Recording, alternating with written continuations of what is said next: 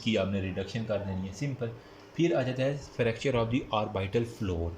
Orbital floor का fracture जो है ना वो आप देखते हैं थोड़ा सा, ठीक है।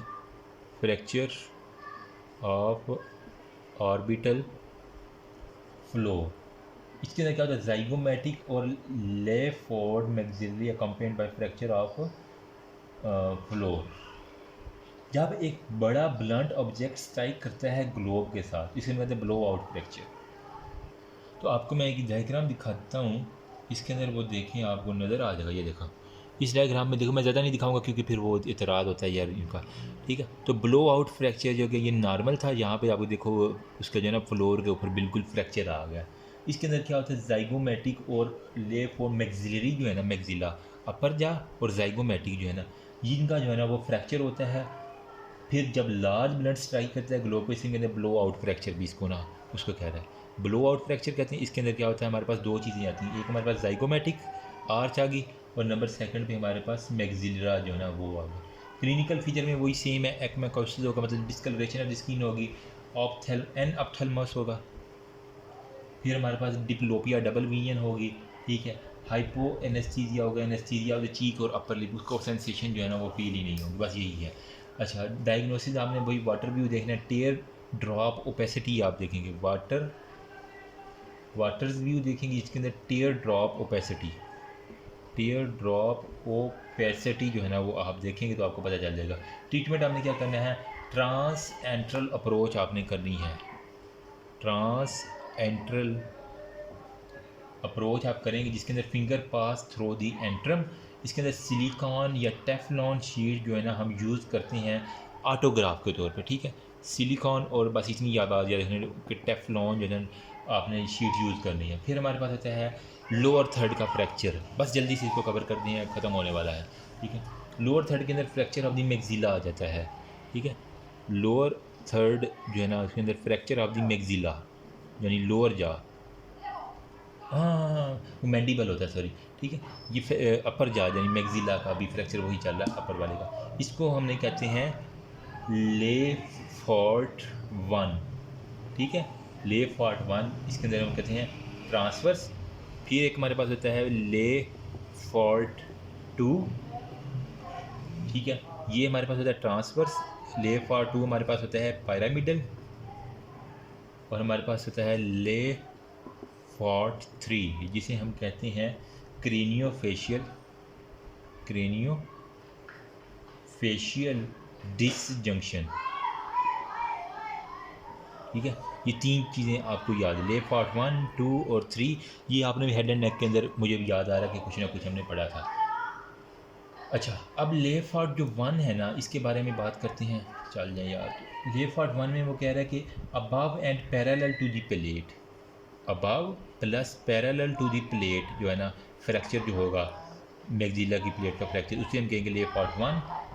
फिर टू में pass through the root of nose, ये टू वाला क्या है, ये पास करेगा through root of the nose, जो ऊपर वाला नाक का ऊपर वाला हिस्सा वहाँ से रूट ऑफ नोज से पास करता हुआ लैक्रिमल बोन, जो आई के साथ लैक्रिमल ग्लैंड के साथ जो है ना लैक्रिमल बोन हुई, तो लैक्रिमल बोन साथ इन्वॉल्व होगी। साथ में floor of the orbit, floor of orbit involve होगा। फिर upper part of maxillary sinus, क्योंकि मैक्सिला है तो upper part of the maxillary sinus involve होगा। फिर टेरागाइड जो है ना प्लेट, टेरागाइड प्लेट, ये है ना चीज़ें इन्वॉल्व होंगी ले फॉर्ट टू के अंदर।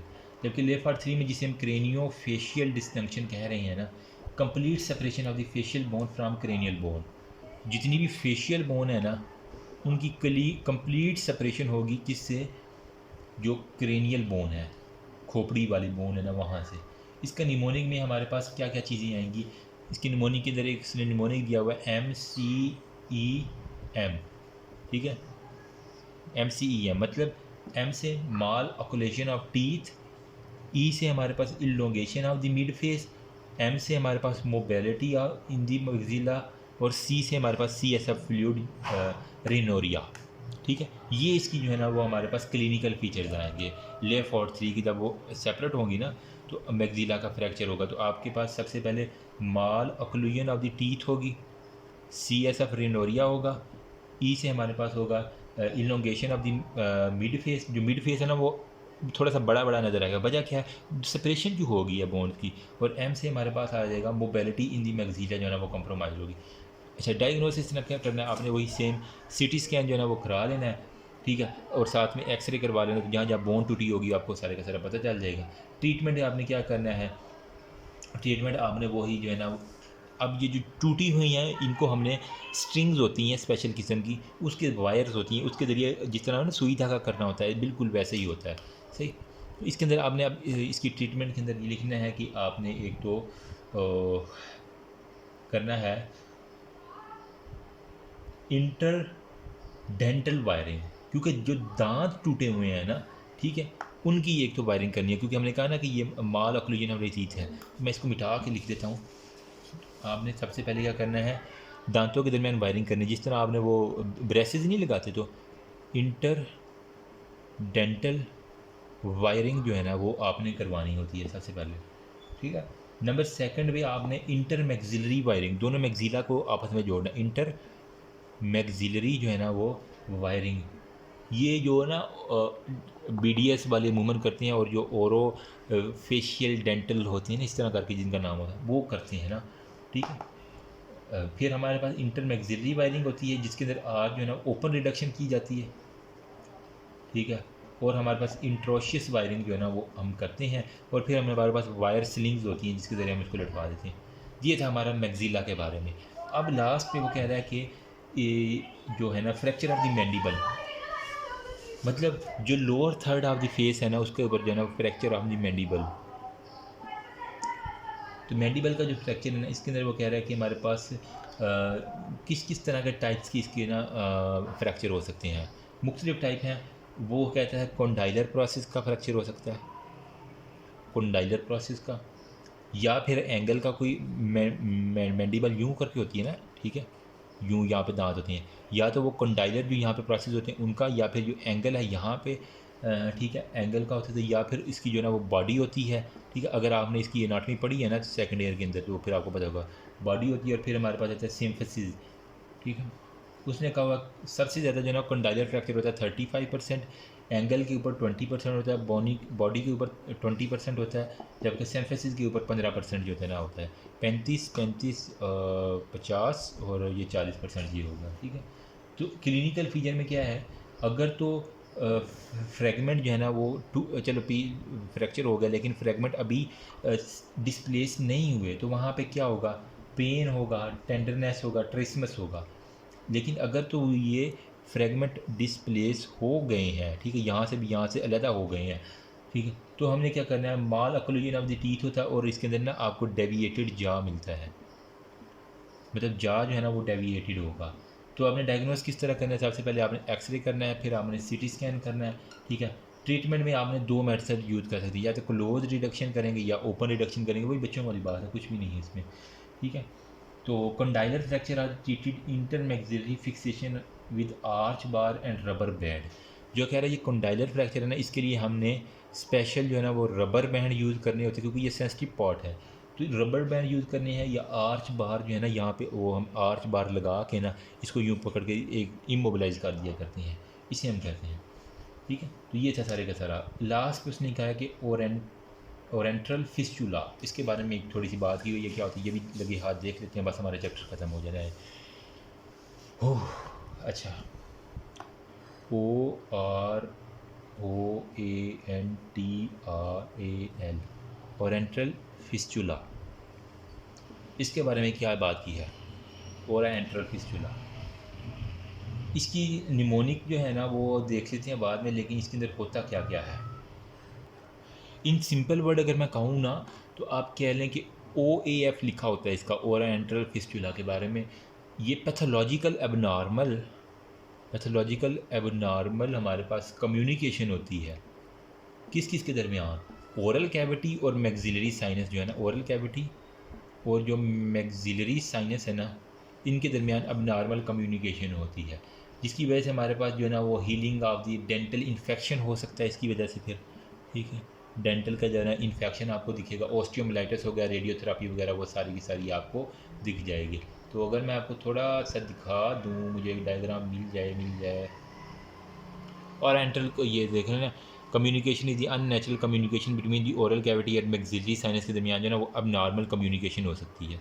मैक्सिलरी साइनस और ओरल जो है ना कैविटी, इसके दरमियान आपको एक ये दिख रही होगी, यहाँ पे देख रहे हैं एक कैविटी सी आपको बन रही है, फिस्टुला। आपको फिस्टुला बेसिकली क्या होता है, कनेक्शन ही होता है ना, तो यहाँ पे आपको और एंटर फिस्टुला मिल रहा है, ठीक है।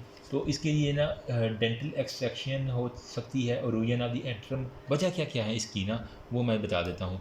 वो कह रहा है हमारे पास हो सकता है कोई हमने डेंटल एक्सट्रैक्ट किया तो उसकी जड़ों के साथ ही बात निकल आया, डेंटल एक्सट्रैक्शन के साथ। नंबर 7 पे erosion of antrum by carcinoma, किसी कार्सिनोमा को रूट करते हुए। फिर फ्रैक्चर और इंजरी ऑफ मैक्सिला, मैक्सिला को कोई इंजरी हुई वहाँ से फिर आगे, या फिर हमारे पास होता है सेफिलिस का इन्फेक्शन हो सकता है, ठीक है, सेफिलिस का इन्फेक्शन और मेलिग्नेंट ग्रेनुलोमा, ये इसकी बड़ी वजह है, ठीक है।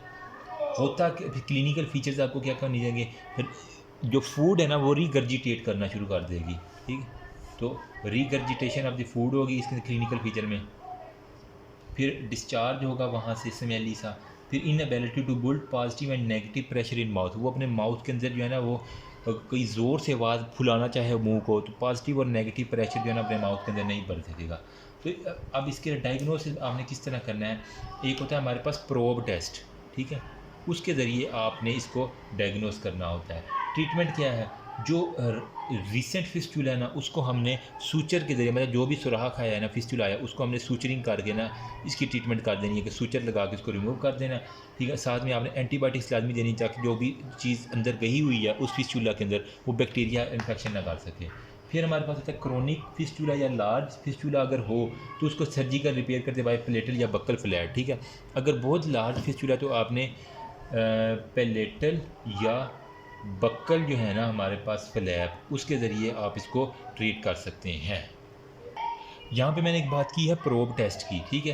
तो प्रोब टेस्ट क्या होता है, आपके पास प्रोब एक ना वो फिज़िकल डिवाइस होता है जो कि ना हमें बता देता है कहाँ कहाँ पे आपकी जो है ना वो डक होती है। अगर मैं आपको डायग्राम एक दिखा दूँ ना तो आपको काफ़ी आइडिया इस तरह का जो है ना वो प्रोब होता है जिससे आपको जो है ना वो वायरिंग के ज़रिए पता चल जाता है कि कहाँ कहाँ पे इन्फेक्शन आ जा रहा है यहाँ पे। तो दैट्स ऑल अबाउट जो है ना हमारे पास जितना भी ट्रॉमा ऑफ द फेस था उसकी मैनेजमेंट थी। आई ट्राइड के अपने वेल एक्सप्लेन मैनर में इसको बयान कर सकूँ, फिर भी अगर किसी को मसला हो तो वो फिर पूछ लीजिएगा, ठीक है। आई विल ट्राई कि इसको अच्छे से, जो अभी तक हमने जो है ना वो यहाँ से पढ़ा, ठीक है। ये देखिए जनरल मैनेजमेंट हमने की जिसके अंदर एयरवे, हेमरेज और एसोसिएटेड इंजरी को। फिर फेशियल लेसरेशन था, पैरोटिड ग्लैंड को और फेशियल नर्व को किस तरह करना है, 8-0 या 10-0 सिल्क को अंडर मैग्नीफिकेशन हमने देख लेना। फिर बोन इंजरी में अपर थर्ड था, मिडल थर्ड था और हमारे पास थी लोअर थर्ड थी, ठीक है। तो अब फिर हमारे पास fracture of the upper third में फ्रंटल साइनस था, सब सुपरा ऑर्बिटल था और fracture of the front bone थे। फिर fracture of the middle third में क्या है, नेज़ल बोन और सेप्टम का फ्रैक्चर है, सही है। और टाइप ऑफ नेज़ल फ्रैक्चर में हमारे पास डिप्रेशन हो सकती है, एंगुलेटेड हो सकती हैं, ठीक है। फिर क्लिनिकल फीचर में हमारे पास स्वेलिंग हो सकती है, पेरी ऑर्बिटल एक्माकोसिस, टेंडरनेस होता है, नेजल डिफॉर्मिटीज़ हो सकती है, एपिस्टेक्सिस होती है बोन में। डायग्नोसिस में आपने सीटी स्कैन और एक्सरे वगैरह वाटर व्यू कर देना, राइट और लेफ्ट का ऑक्यूलर व्यू। फिर हमारे पास जो है ना इसकी ट्रीटमेंट में क्लोज डिडक्शन कर सकते हैं या ओपन लीजिए, मतलब हम इसको चीर फाड़ करके फिर ओपन करेंगे। क्लोज डिडक्शन सर्जन हाथ से जो है ना वो यूँ करके ठीक कर लेता है और वहाँ पे प्लास्टर लगा देते हैं। नेजो ऑर्बिटल फ्रैक्चर में आपके सारे नेजर फ्रैक्चर आपको दिख रहे हैं, ठीक है। यहाँ पे क्लिनिकल में हमारे पास वो पग नोज हो सकता है, पेरी ऑर्बिटल एक्माकोसिस, CSF लीकेज हो सकता है, वो सारे के सारे। आपने डायग्नोसिस में close deduction, open fracture of the zygoma जिसके अंदर ट्राइपॉड फ्रैक्चर आ जाता है, इसके अंदर क्या होता है नेजल बोन है ना जाइगोमा, जिस second most frequently fractured bone है ना वो जाइगोमा, ठीक है। इसके बारे में ये flattening of the Mailer process हो गया, ये सारी बातें हमने सारी डिस्कस कर ली। ये आपको मैंने दिखाया भी थी एक diagram. Zygomatico temporal, zygomatico frontal, inter orbital fracture आपको ये दिख रहा है। ट्रिसमस किया होता है due to depression of the zygoma हो गया वो सर। वाटर और एक्जिगेटेड वाटर व्यू टेस्ट करना है। Fracture of the zygomatic arch हमने डिस्कस किया, ऑर्बिटल फ्लोर को डिस्कस किया। फिर फ्रैक्चर ऑफ द मैक्सिला, इसकी 3 टाइप, लेफ्ट फोर्थ 1 ट्रांसफ़र, 2 को हम पैरामिडल कहते हैं, 3 को हम कहते हैं क्रेनियोफेशियल डिस्टेंशन। ये मैंने डायग्राम आपको इस तरह की एक दिखाई थी गूगल के ऊपर। फिर माल अक्लूजन है, अक्लूजन इलोंगेशन ऑफ फेस है, मोबिलिटी इन दी मैक्सिला और CSF रिनोरिया, इसका निमोनिक हमने किया। एक्सरे किया, fracture of the lower third में फ्रैक्चर ऑफ मैंडिबल किया, ठीक है। इसके अंदर कॉन्डाइलर फ्रैक्चर था, एंगल का फ्रैक्चर था, बॉडी का फ्रैक्चर था, ठीक। फिर हमारे पास डायग्नोसिस हमने एक्सरे का करना, ये देख रहे हैं आपको कॉन्डाइलर प्रोसेस, ये ऊपर वाले यहाँ पे एंगल हो गया, यहाँ पे सिम्फेसिस हो गया, और यहाँ पे जो है ना आपको बॉडी का सारा प्रोसेस आपको पता चल गया। ठीक है, फिर हमने ओरोएंट्रल फिस्टूला के बारे में टियोलॉजी की है। ये इतना इंपॉर्टेंट नहीं है, लेकिन मैंने बता दिया। रिसेंट फिस्टूला हो गया, क्रोनिक और लार्ज फिस्टूला को किस तरह ट्रीट करना है। तो that's all about this chapter. Hopefully कुछ ना कुछ आइडिया होगा। Thank you so much. Remember me also your precious. फिर अभी नेक्स्ट हम चैप्टर 35 करेंगे, फिर 36 है, फिर 37 है, एक एक वीडियो का इंशाल्लाह होगा, और फिर 38 कॉम्प्लिकेशन क्या है, और 39 में बिनाइन और मिलिग्नेंट और नियोप्लाज्म। इंशाल्लाह अभी जो है ना मैं करने की कोशिश करता हूँ। अल्लाह हाफिज़।